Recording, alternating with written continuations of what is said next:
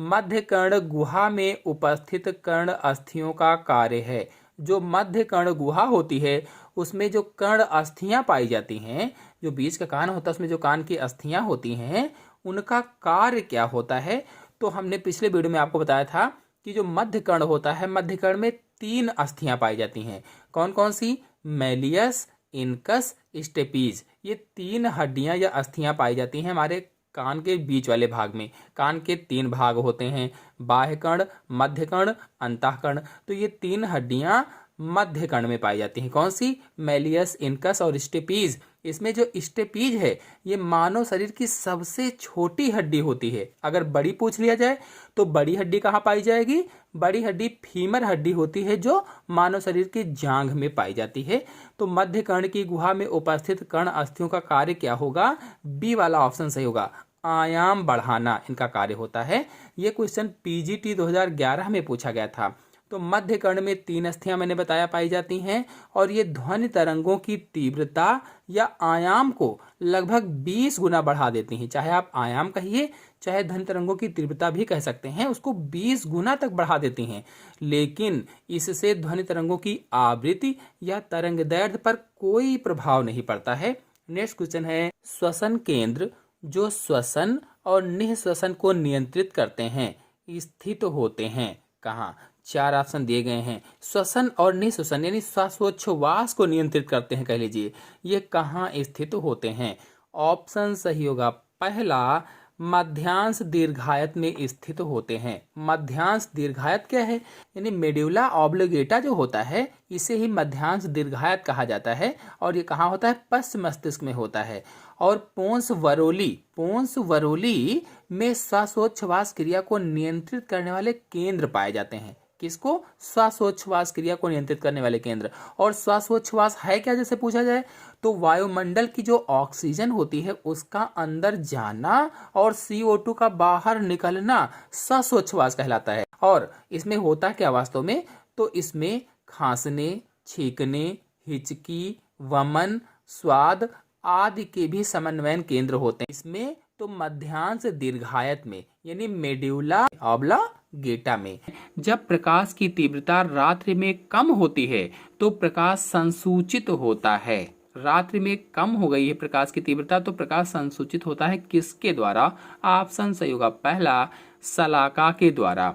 बता दें कि नेत्र के सबसे भीतरी स्तर अर्थात रेटिना पर 2 प्रकार के संवेदांग होते हैं। मैंने बताया कौन कौन से? रॉड्स और कोन्स, यानी शलाका और शंकु। शलाका रात्रि या कम प्रकाश के प्रति संवेदी होते हैं और जो शंकु होते हैं ये दिन या तीव्र प्रकाश के प्रति संवेदी होते हैं। यदि आप लोग शंकु क्या है, शलाका क्या है, आंख के बारे में पूरी जानकारी चाहते हैं तो मेरे चैनल में अच्छे से समझाया हुआ वीडियो अपलोडेड है, आप लोग जाकर के देख सकते हैं। नेक्स्ट क्वेश्चन है, पलकों तथा कार्निया के बीच रगड़ नहीं लगती है श्रावण द्वारा, यानी किसके श्रावण के कारण पलकों और कॉर्निया के बीच में रगड़ नहीं लगती है? ये क्वेश्चन टीजीटी 2005 में पूछा गया था। इसका आंसर होगा डी, मीबोबियन ग्रंथियों के द्वारा। मीबोबियन जो ग्रंथियां होती हैं इसके श्रावण के कारण कार्निया और पलकों के बीच में रगड़ नहीं लगती है। नेक्स्ट क्वेश्चन है, शरीर की सबसे बड़ी कोशिका कौन सी है? सबसे बड़ी कोशिका बताना है मानव शरीर की कौन सी है?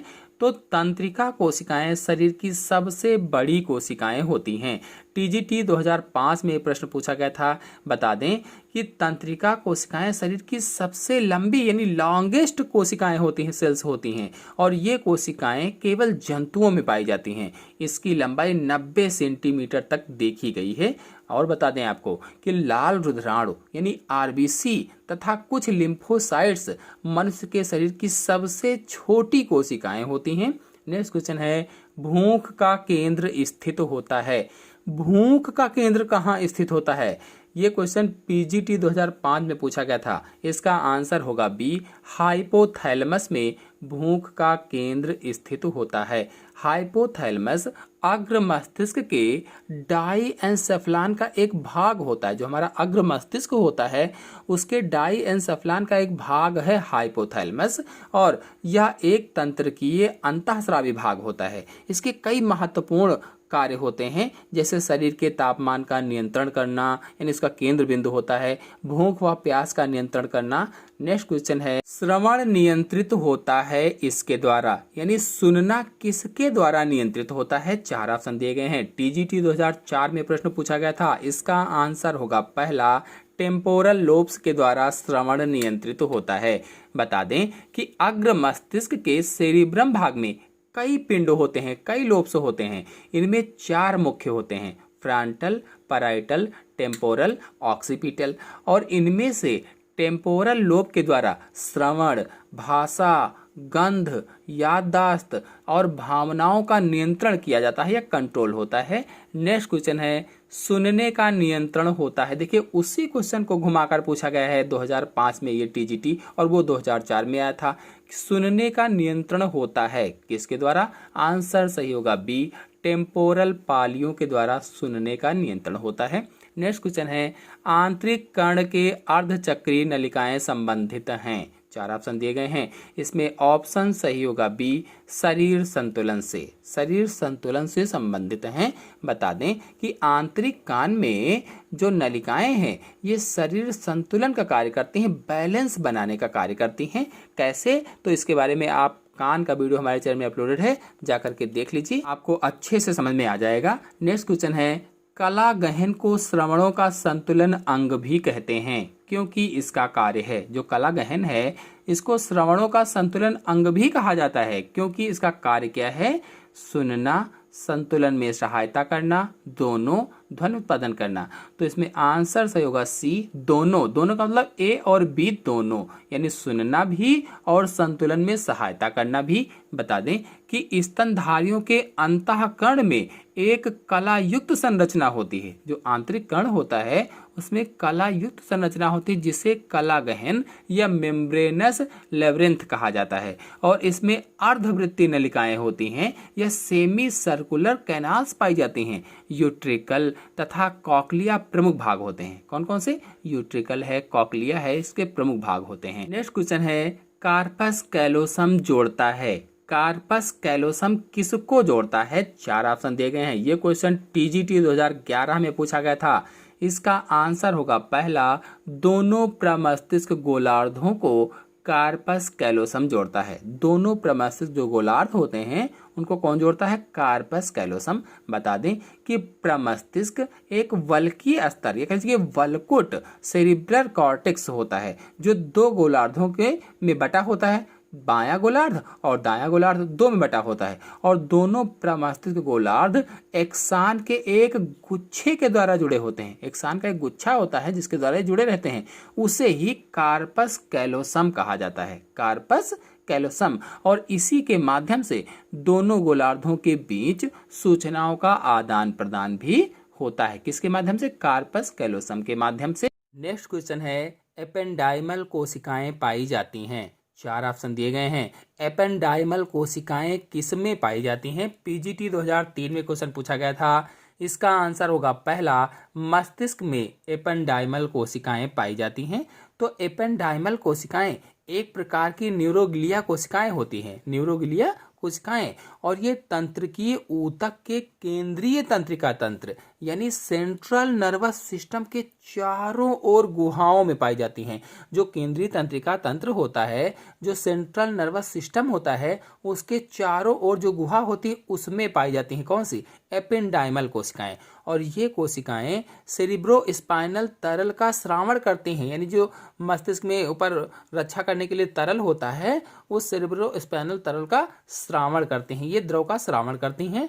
नेक्स्ट क्वेश्चन है, स्तनियों में महारंध्र किससे घिरा होता है? जो स्तनी होती हैं उसमें महारंध्र किससे घिरा होता है? 4 ऑप्शन दिए गए हैं।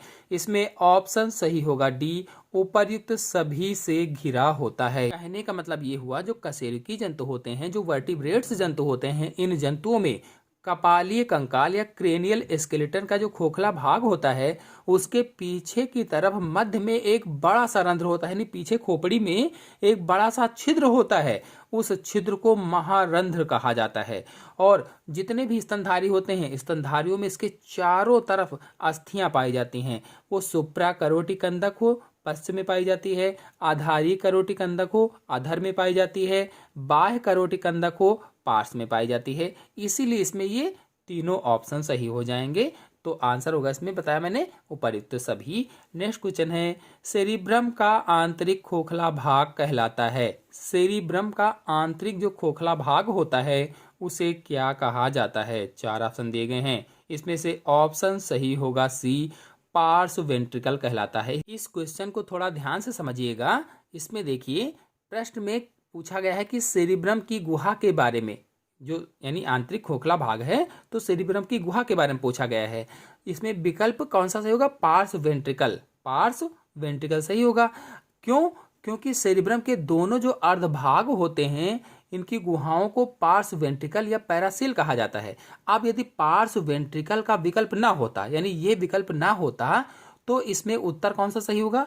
तो उत्तर डी वाला सही होता, यानी दूसरा वेंट्रिकल हो जाता। अगर ये पार्श्व वेंट्रिकल ना होता तो डी वाला सही होता। आशा है आप सभी लोगों को नर्वस सिस्टम अथवा तंत्रिका तंत्र के सभी क्वेश्चन अच्छे से समझ में आ गए होंगे। तो आज के अंक में इतना ही। अगले अंक की जानकारी के लिए मेरे चैनल को सब्सक्राइब कर लीजिए और साथ में बेल आइकन को भी प्रेस कर लीजिए ताकि नेक्स्ट वीडियो की नोटिफिकेशन आपको सबसे पहले प्राप्त हो जाए। धन्यवाद।